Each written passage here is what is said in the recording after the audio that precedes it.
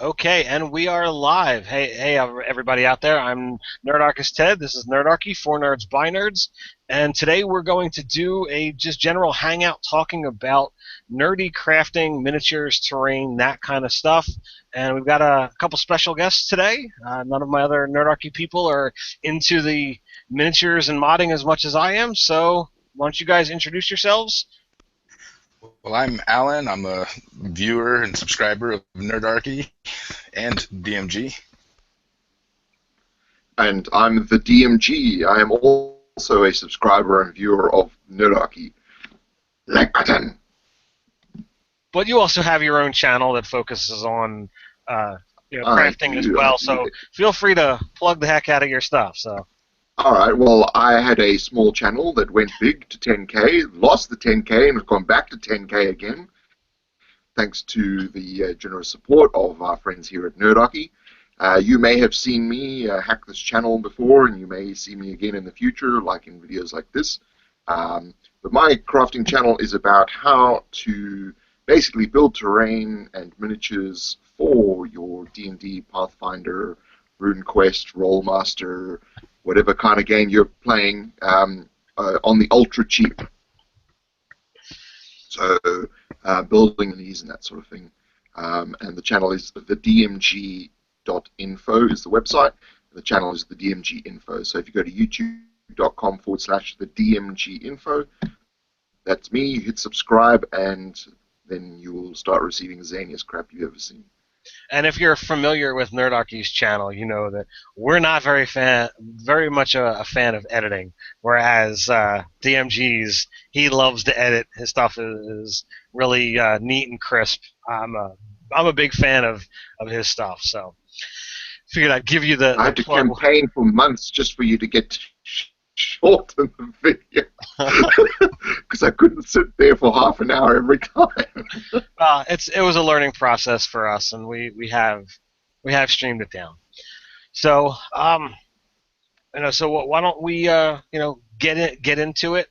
Um, Gareth, DMG info. You're are you Would you consider yourself more terrain building, or do you do both miniatures and terrain?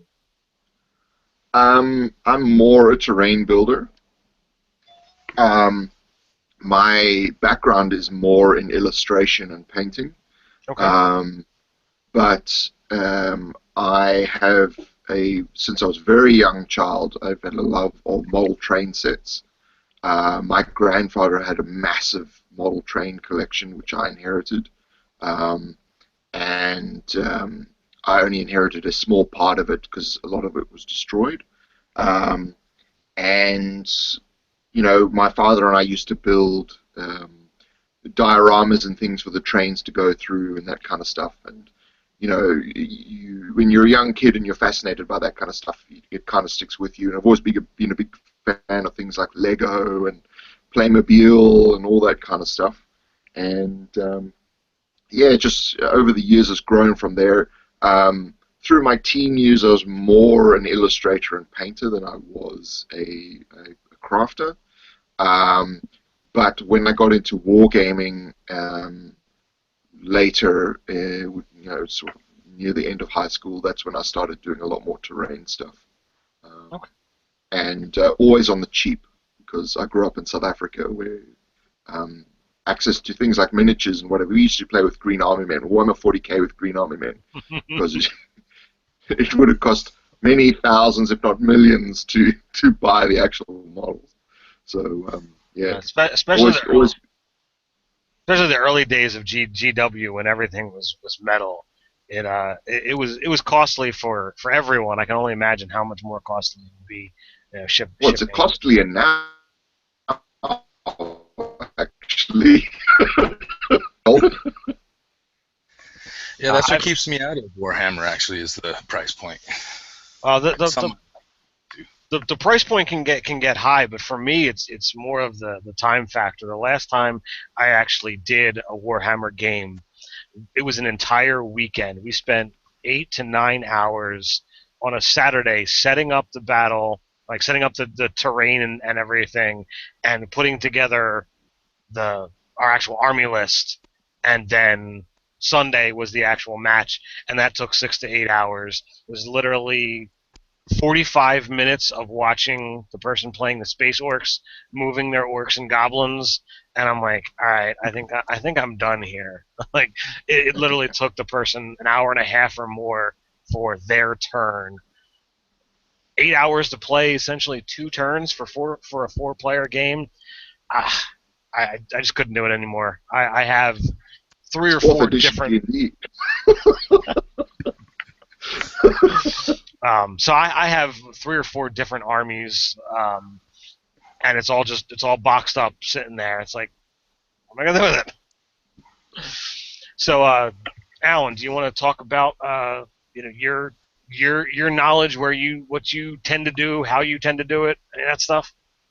Well, I've recently taken over DMing for our group. Not that recently, a couple years and whatnot at this point. But initially, I was just a player, and we had these little old minis, which I finally talked someone into letting me paint them up for probably a good 20 years before I actually put a brush on them. And that was one of the first ones I've ever done.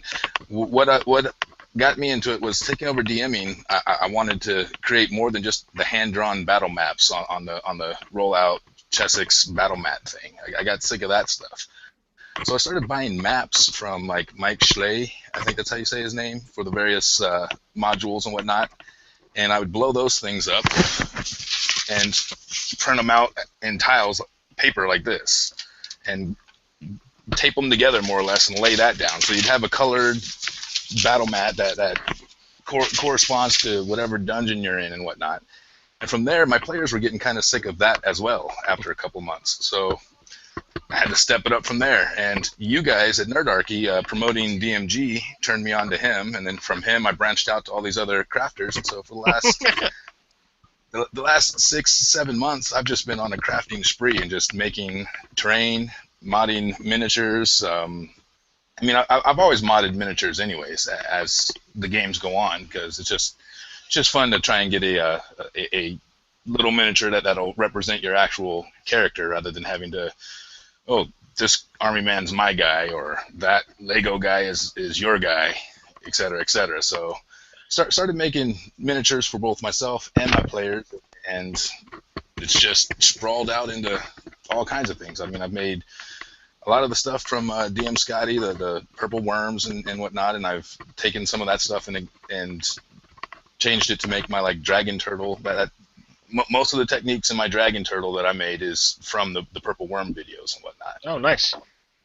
And from there, I've lately been trying to get into more of the foam 3D boards, because my players are always like, more, and I'm going, crap, I think your expectations are exceeding my skills. At least that's what I think. And then I lay the tables out, and everyone's taking pictures and loving the game. So it's one of those things. Oh, we're doubling up here. So one of the things that I've always found is the more you get involved in something, the more people could expect. The rabbit hole just keeps going deeper and deeper. Now, that's one of the things when you get to these videos is the rabbit hole is endless. Yeah.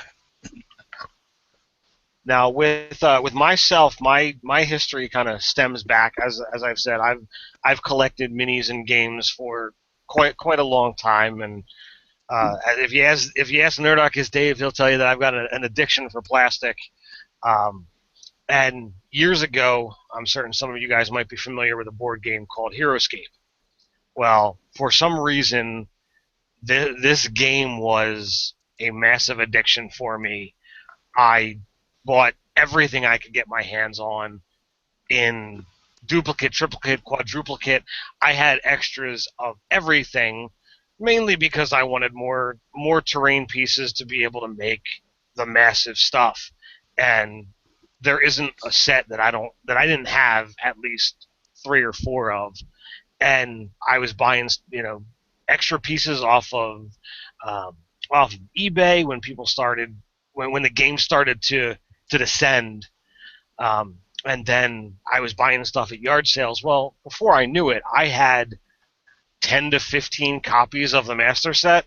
Well, the terrain is great, but what are you going to do with all the extra miniatures? So I saw there was a really great HeroScape community, um, and people were saying, well, let's make custom stuff, and people were making their own miniatures either from Sculpey or Milliput or just modding the actual miniatures themselves. So I said, well, that's interesting. Let me see if I can do that. And I was hacking apart miniatures and combining, like, oh well, you've got these um, robots here and you've got these aliens here. Well, if I made a alien that's kind of has some of these robot pieces, and he's somehow gotten injured in battle and he took apart this robot to put himself back together.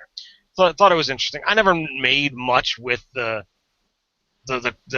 cards to use my custom pieces in the game, but it was fun to do. Now, when I did it, I was doing very flat cuts and joining two pieces together without noting that the size of this leg versus the size of this boot, they're not exactly the same, so it didn't look right. But for me, it was a step in the direction of hacking apart these plastic miniatures to make something new and interesting.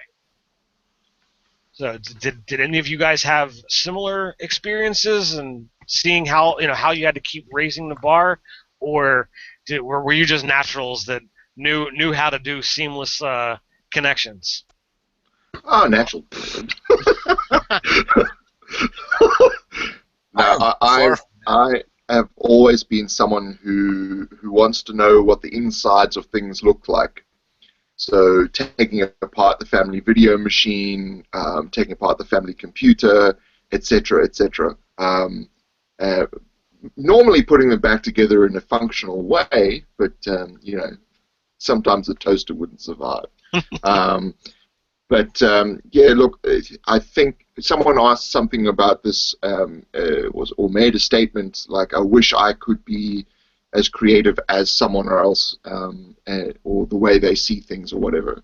And creativity is just like any other skill. It's not something although you can have an innate skill in being creative in a certain vein, it does take a lot of practice to actually develop the creative skill.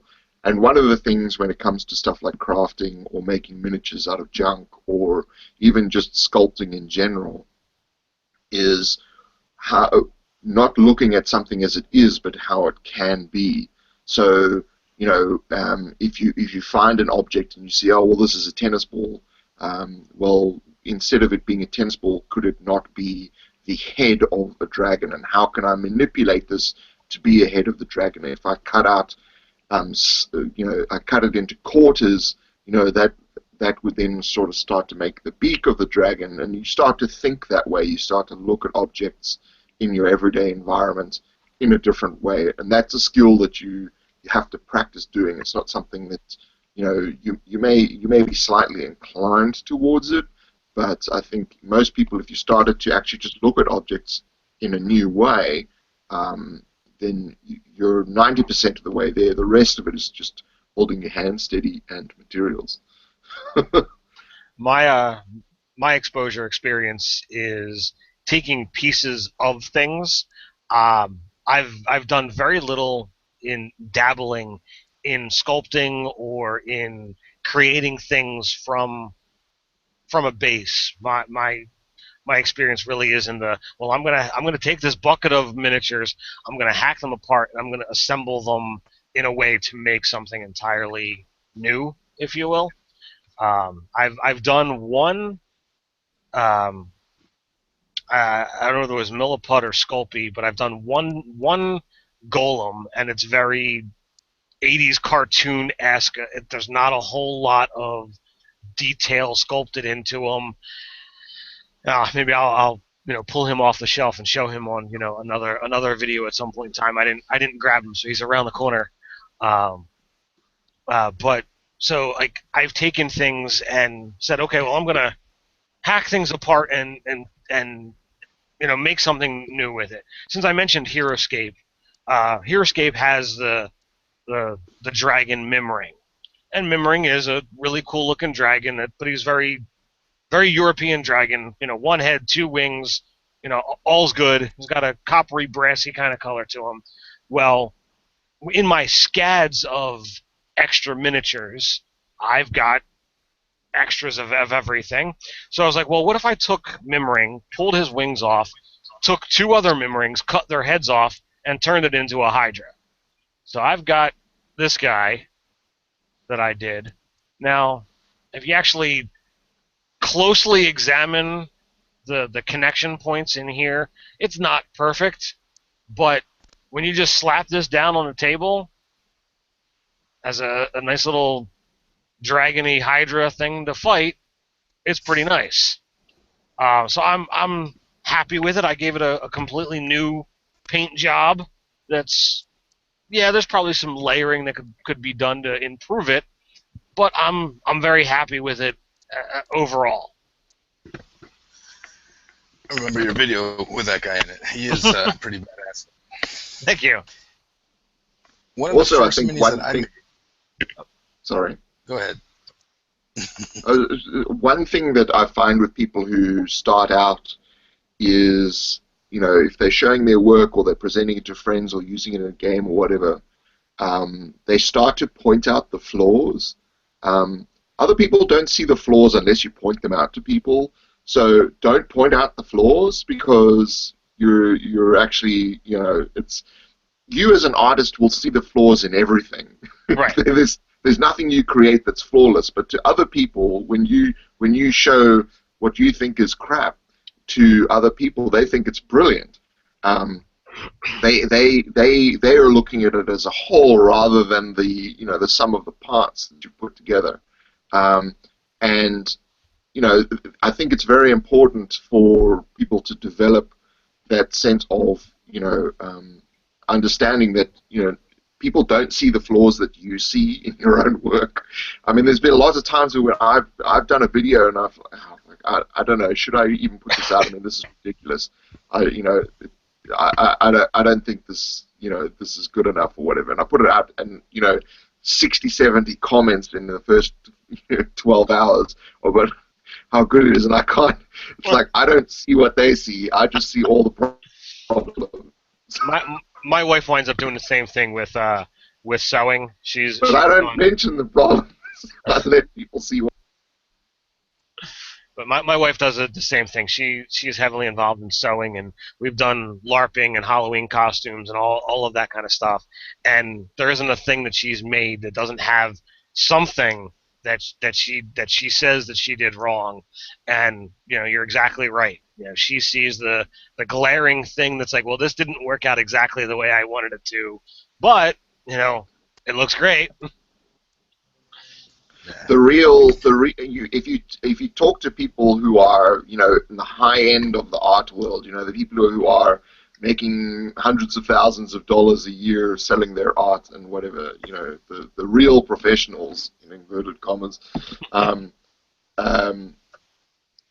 most of them, the secret is how to hide the flaws they know are there.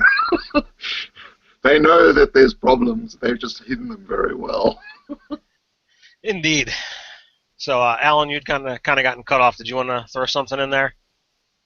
Well, like your Mimron dragon, one of the first things that I decided to make, I'd gotten these little party skeletons somewhere. I'd actually gotten them at work for a work party that we had given. Did I disappear? No, you're here. Oh, sorry. I'd gotten these little crappy white skeletons. Are more or less the same as like the green men, but white. Uh-huh. And I'd gotten them as a party favor at a work party.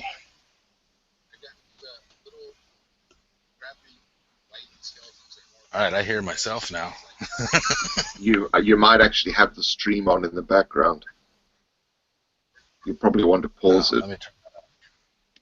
Yeah, let me get rid of that. That's taken care of. And I was wanting to make some skull mages, because 5th edition does not have any skull mages in the monster manual at the moment, and I hadn't seen any good models that I wanted, but I wanted them to be more of a more of a melee skull mage with the 3 skulls.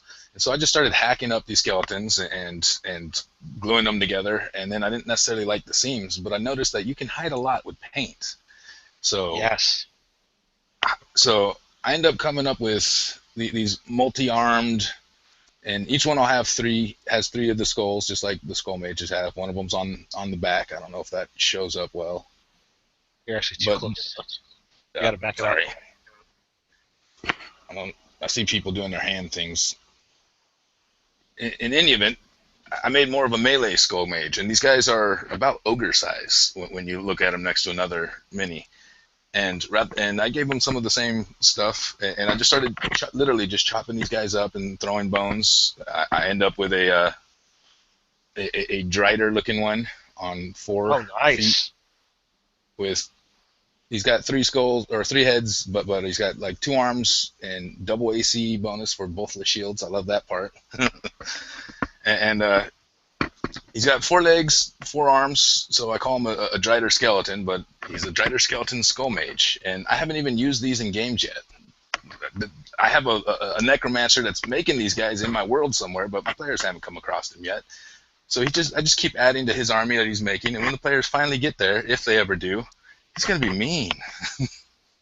And that's more or less where I started, was just chopping up. I didn't want to spend a bunch of money getting a real mini that's professionally painted or mass produced or anything. I just decided, well, I got these things free as a party favor. Let me just start cutting things up and seeing what I can do.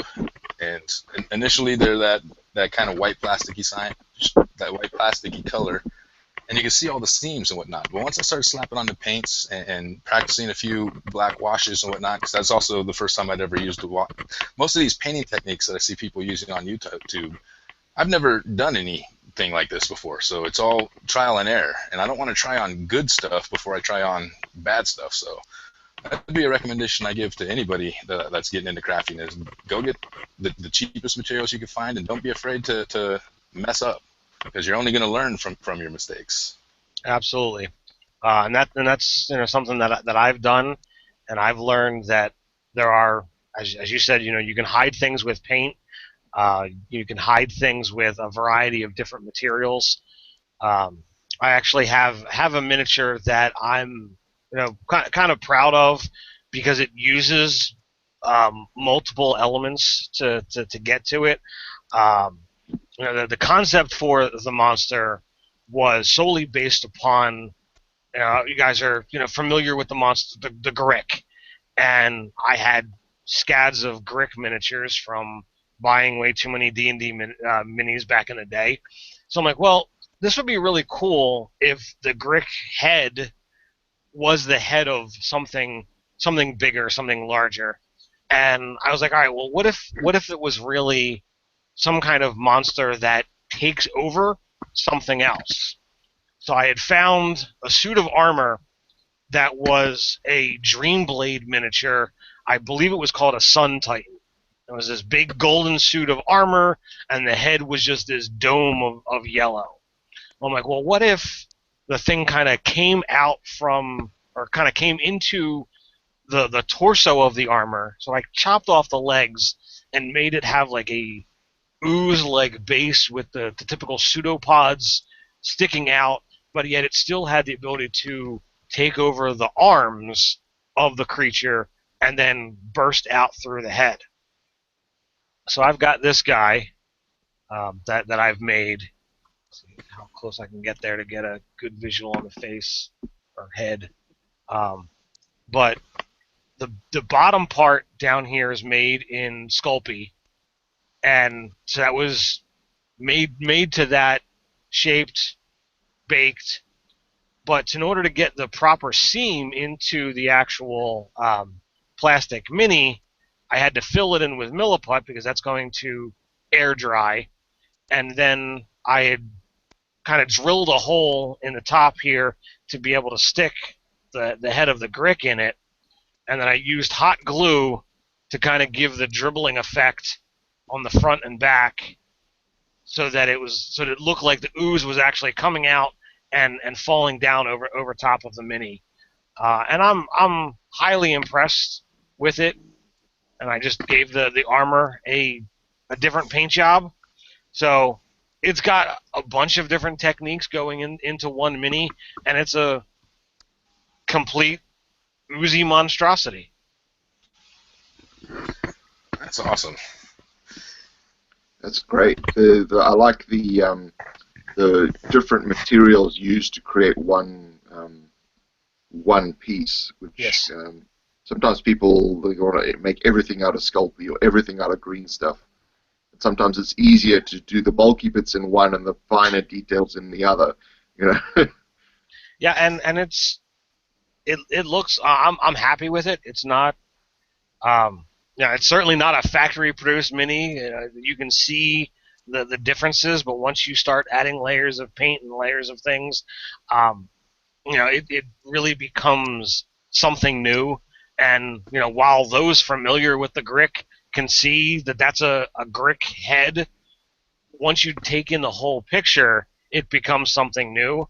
And I'm actually even considering making some changes to it, because while I took it out and was contemplating what I was going to talk about on this video, I was like, oh well, if this thing is supposed to be this ooze monster, like wouldn't there be like dripping coming from other places in the armor? So I was thinking about somewhere in the arms, adding more yellow coming off of it to show that the ooze is dripping out that way as well. So that would further intensify that point of the ooze and the armor are completely separate. And also, if you're starting out and you want to begin to experiment with things, start building the simple level 1 monsters. So rats, rats are a simple shape. It's just a teardrop of Sculpey or clay or whatever, and then you can just draw in the fur and stick some eyes in and do a little tail, etc. And you can perfect that because you can make hundreds of rats. And if one looks better than the other, that's not a problem. That's not a problem. You just put the ones that don't look so good underneath the ones that look good and create a rat king. Yeah, so you can begin to experiment with that. I've seen people make some really good sturges out of very simple materials. Beetles, giant beetles, giant spiders. There's every time you go into a dollar store, there's giant spider party favors. You can manipulate a lot of those. Try adding more fur to them using cotton wool or different types of fabric or other furs or whatever. Experiment with your painting on those because, one, you're going to do a lot of them because you need a lot of them. And two, a lot of people start on things like the purple worm or the dragon or the gelatinous cube or the beholder and those sort of things. But when you're starting to play, you don't hit those creatures until many levels later. So if you're just starting to start a gaming group, but you also want to be crafting so that when you have the gaming group, you're impressing people so they begin to stay in the gaming group. Having all those level 1 creatures is very important. So I would encourage anyone to start out training themselves on those. And of course, there's nothing stopping you doing the purple worm and all that sort of thing, but just realize you're going to be using them a lot later in the game. And a lot less frequently. I mean, I've made my purple worm, and I made it months ago. It was there for one session, and I don't anticipate having to ever use it again, really. But the rats you'll use every game. One of the things that I added to the purple worm is the purple worm's got a tail attack. And I didn't like that the DM Scotty purple worm's just the front half of it. So I sculpted a tail to come up kind of modular style. Oh, that's not my camera. That is out of simple air dry clay and just let it dry, paint it up, same scheme as the purple worm that I had. I'm actually doing a craft trade with somebody else because I made a second purple worm because I wanted to try out a different color scheme. And I mean, this is what it looks like before it's painted when it's just drying. It's just air dry clay. The stuff goes for like $4 or $5 for a big Crayola box full of the stuff, or a little tub at your big box stores like Walmart or whatever. I don't know if we can mention store names or not. Yeah, I that's don't know not a how that problem. works. but the stuff comes in such a quantity and is cheap enough that you can just experiment and go hog wild with it. I haven't worked with Sculpey myself, and I've only recently gotten into Milliput. I'm planning on using the Milliput. I got these cheap Cowboy and Indian sets, or Cowboys and Natives, or whatever PC term you want to call them. And the main reason I bought the sets was for the wagons, because I like wagons. I like having almost every adventure party is going to come across them when they're doing a random encounter, or they're wanting to haul their loot back or whatnot. So I Not bought if these it's my game. things. I just kill their horses. They don't name the horses mine. If you followed my game, the very beginning sessions, they kept getting horses and they'd leave at places, and because of events that were going on, the horses just kept getting killed. So I think they stopped for a very long time thinking about mounts. Yeah. I do the same thing. I kill their horses. They don't bother naming their horses anymore. They learned that after the first 2 or 3 horses that they gave names to. It's like, why am I naming my horse? And I said, because you like to have a name to know what your horse was before it got eaten by gnolls or sacrificed to the blood god or what have you. And out of those, I like the. Sorry, I like those. You've got to have the group donkey or the group horse or something that's carrying all the loot, because there's absolutely no way you can carry 5,000 gold pieces around in your pocket. Which makes for interesting gaming, because you have to keep the thing alive, because as you're dragging this poor thing through the dungeon, adding more loot to its backpack or saddlebag or whatever you got to keep this poor thing alive, and it becomes an integral part of the game, keeping this damn thing alive. They're spinning more. They're resurrecting the donkey. That's right. Or you laugh, that sort of thing has happened. I've had players use healing potions on the donkey. Likewise. I've been in games where the casters are using their healing spells to keep mounts alive and the things. It can be fun. One of the other things I found as kind of a beginner crafter is the 3D wooden puzzles that you can find on Amazon. They usually go for about $7 to $10 each, and you get stuff like this when it's all said and done. You get a nice size ship, or I've got like a couple little fortresses, castles, and you glue them together with white glue, and now you've got like an actual fortified something that your players can come up against and whatnot. And you're spending fractions. I mean, not everybody's got a lot of money to dump into this hobby, but it's not Game Workshop prices either. So that's very true. You guys have both mentioned picking up, be it the tub of creatures or whatever have you. And if you're looking to get into miniature modding, that is a good place to start, because you can practice doing cuts and how steady is your hand. Can you affix this knight to have an axe as opposed to a sword, or can you add on a shield from somebody else because you want a certain look?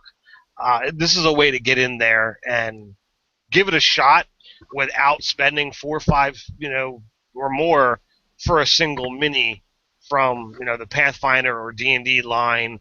You can get into the Bones miniatures if you're willing to spend a little bit more, because there it's not going to be a blind purchase, and it's plain white, it's boring, it's ready to go, but it's made of plastic, so it's very easy to cut and shape and do all the things that you need to do to make the changes that you want. Yeah, a lot of my There's a great little channel. Sorry. Go ahead. Go ahead. All right, I'm going. A lot of the painting that I've been getting into lately has been a father-son thing. My 11-year-old, he plays in one of my games, and we craft together. These 3D wooden puzzles are things that he and I have built together and whatnot. We haven't painted them yet, and I'm not sure if I want to or if I'm just going to leave them. But we've painted this week alone. We painted up 34 lizardmen together and whatnot, and those are definitely going into Saturday's game. We pick up things at the Dollar Tree. You can get. They have these packages of insects, and I turned the crickets into rust monsters that he helped me paint. These look more gold on the than rust on the camera, but they're a rust color if you see them in person. and it was just crickets, cut off a couple legs, turn them into feelers, and it was $1 for a package of these things. I'm a big proponent of pretty much everywhere I go now. My eye's always looking for the cheap stuff that I can. Oh, if I do this, that, or the other, I can make that into this, that, or the other.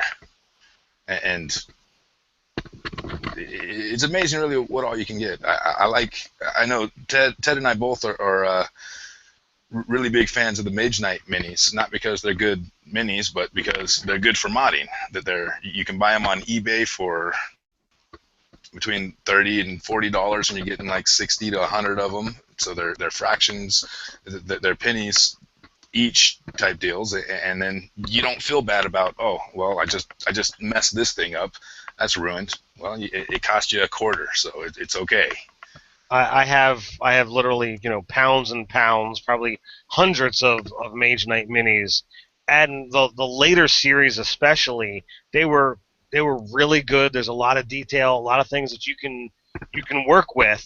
Some of the older ones that they're a little bit flimsier, it's harder to actually do stuff with them, but you can work basic miracles with some of the stuff, or you can be like, well, all right, I can take that head, or I can take that accessory, or I can take those legs, and spread the stuff out and see how inspiration takes you.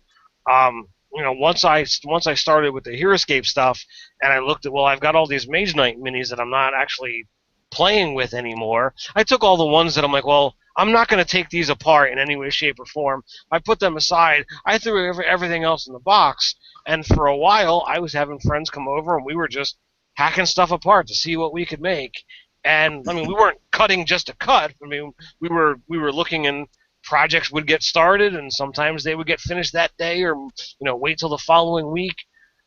But you had the ability to sit there and say, well, I've got so many of these, it's not a problem if a couple of them get chopped up with a scalpel or utility knife or whatever have you. So they're really good. I know, there was one set of fairies that had some decent wings. There's some spellcasters that have books or like rolled up parchment to be a scroll. So there's a lot of really great accessories that I've wound up taking off of these minis, and I save all the pieces. They get shoved aside into a piece box, and then the stuff bits box. And the stuff that you're going to use, you go ahead and assemble to your mini, and there you go. And that's another important factor of save your bits, save your pieces, because you might not have an inspiration for it now, but that arm, head, leg might be useful sometime down the road.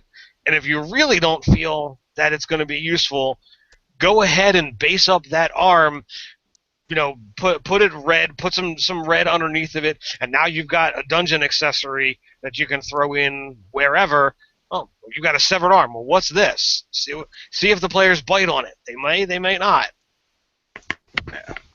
Games Workshop used to do used to be able to buy bits from them. They used to have in their catalogs, used to be able to buy like shields and weapons and arms and heads. Absolutely. And that was great.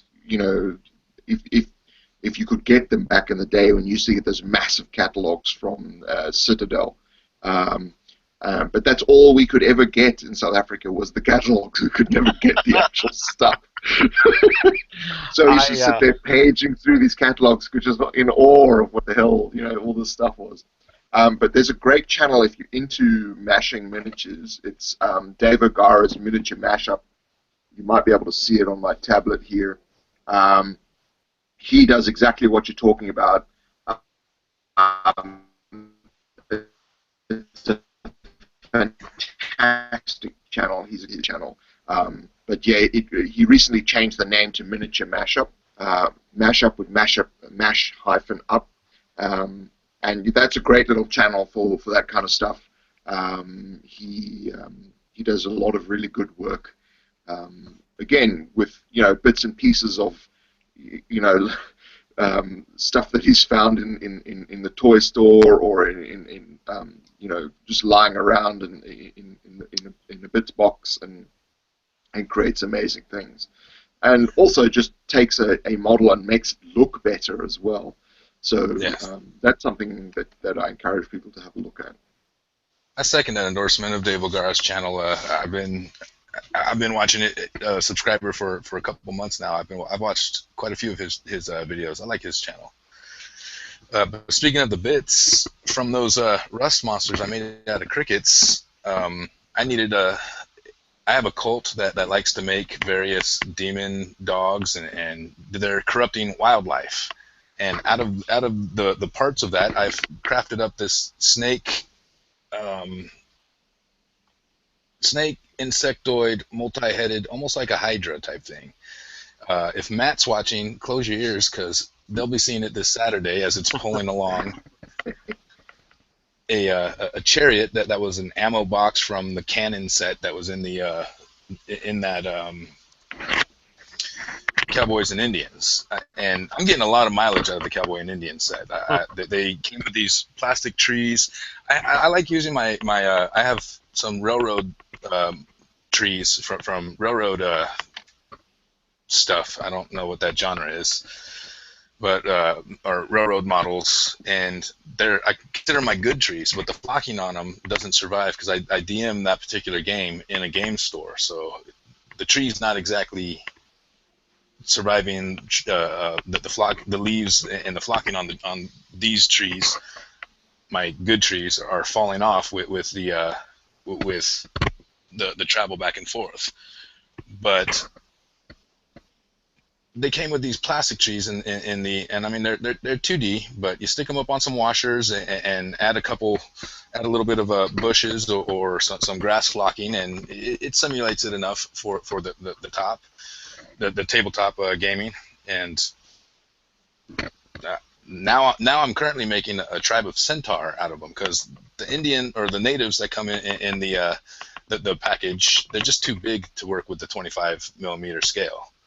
But you cut them in half and you cut the heads off some horses, and these are literally that's all that they're at this point. It's just the horses with the natives glued on. I just got some milliput in. I plan on fixing up the seams where they meet and whatnot. And I think the entire set, and I'm getting all this use out of it. I think the entire set was $8, and I've got $8. You're getting eight, centaurs. I got 9 centaurs. You got 9 centaurs. How many wagons? About 5 wagons. I've got about 4 trees. 4 big trees and then 2 little trees that it came with, and that doesn't even count where did the bag go? Oh, here's the unused bag of Cowboys and Indians that I still have left to use. So, and that set was only nine something on Amazon, and I mean, the natives could also be used as Goliaths if you want to paint them up in that sense, just as is. They kind of got the Goliath sort of has a native feel, but I mean, it'd be a little bit more native-like. But the best thing is when Halloween rolls around, because you're going to get so many skeletons and bats and all kinds of crazy stuff. But the best in Australia, I don't know if it's true in America, which it probably is because obviously Halloween is much bigger there. But the best thing is the day after Halloween when all the stores are dumping all their stock because they want to get rid of it. So you can buy it at like 1/10 of the price. So you can stock up on boxes and boxes and boxes of skeletons for only a small amount of money. And I mean, here's some mage knights that my son. I mean, these are literally the very first things that he painted, and he's an 11-year-old, but then he goes from that to this is a bones miniature that he's painted since then. I mean, it's exponential just watching his skill grow. He'll be painting better than I am here pretty soon. And we just have a lot of fun just painting these things up and just spending the time working on this stuff together outside of the game time. So I mean, the game time's a social aspect that we do with all of the players at the table and enjoy spending time together. But he also gets to engage in the fantasy and use his imagination and whatnot while doing the solo stuff. Because face it, man, kids like doing stuff with their dads. Period. Just their dads. So. It's completely true. My son is 8, and he's still a little young to be doing some of the stuff that I do, but it won't be long before he's trying to get in on the table, get in on the D&D crafting stuff that I do. I mean, this is where he's at just this week painting these lizard men up. These were Caesar miniatures. We had to glue them up, and then we based them, and got some red ones, got some greens with yellow highlights. I mean, he's taken to all these techniques, the dry brushing and the washing and stuff, like a fish to water. So it won't be long until I'm telling him, hey, can you paint this mini for me? Rather than Nothing like child labor when it comes to mini production. Yeah. All right, so we're getting on. Is there any other things that you guys want to mention?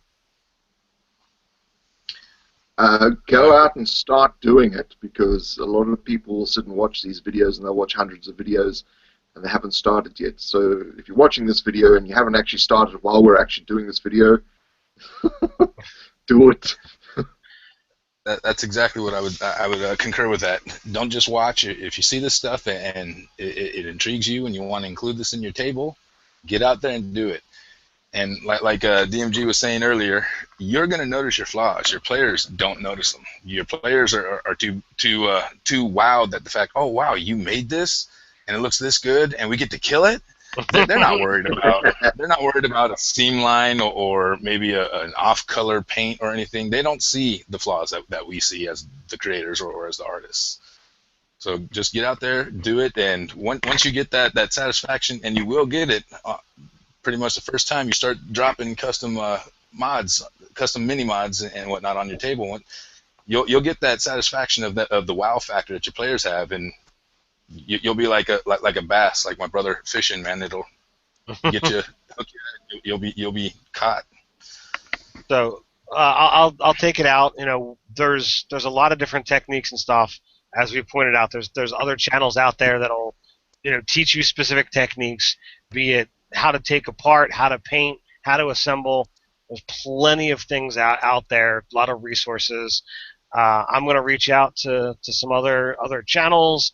I want to see if we can kind of do this chat thing a little bit regularly, maybe once a month. Have on some different people, see who we can get. So don't be afraid to get out there and do it. Don't be afraid to give it a try. Don't be afraid to fail. Your first piece might not be a Pulitzer Prize, but be happy about what you do and use it as building blocks. Use it to build your own confidence. I don't consider myself all that great, yet I have a handful of pieces that I am incredibly proud of, and I'm looking to get back into this hobby again. And this is kind of one of my reasons for starting doing this. So, Alan, Gareth, thank you for doing this chat with us. Hopefully, we can do it again. So, until next time, guys, stay nerdy. Stay nerdy. And click the like button.